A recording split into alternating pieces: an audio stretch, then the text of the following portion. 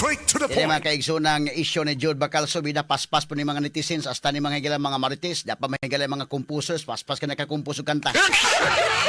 Ato na datay na nagkumpos kanta ko sa kawe. Ato ko nung, pero ito sa gahapon ba, itong ambugas katag 20, na ano man to, nakumpos. Kini po nata. Ato po binaon ko nung names para kang Jude Bacalso ni og katong sa waiter.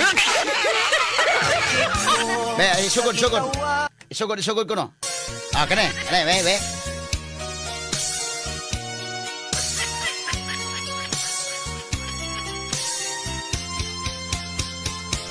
Di ko buot nga ako mabayo. Ay pagbuot kung ako maglago.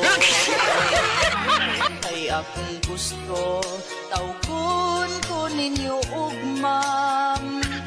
Bisan pa og may nagbitay sa akong buwan. Usa ka adlaw ni adto ko sa restaurant. Kay gusto kong mukaon og lami nga sudan. O sa dihang gitawag na ko ang waiter. Miingon siya unsa man ang ato sir. Naglagot yun ko nga gitawag ko niya og sir.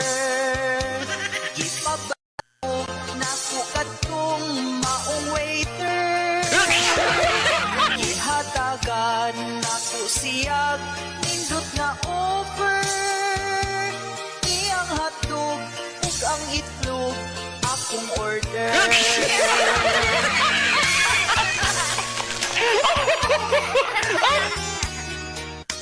Askang paspasan ni mga netizens may gala. Paspas kay makakumpos. Bago pa ganang hitabo may gala, kakumpos sa dayon.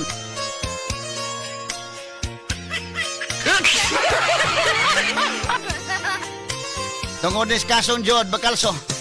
Usa ka adlaw ni adto ko sa restaurant. Kay gusto kong mukaon og lami nga sudan. Og sa dihang gitawag na ko ang waiter. Niingon siya unsa man ang ato sir.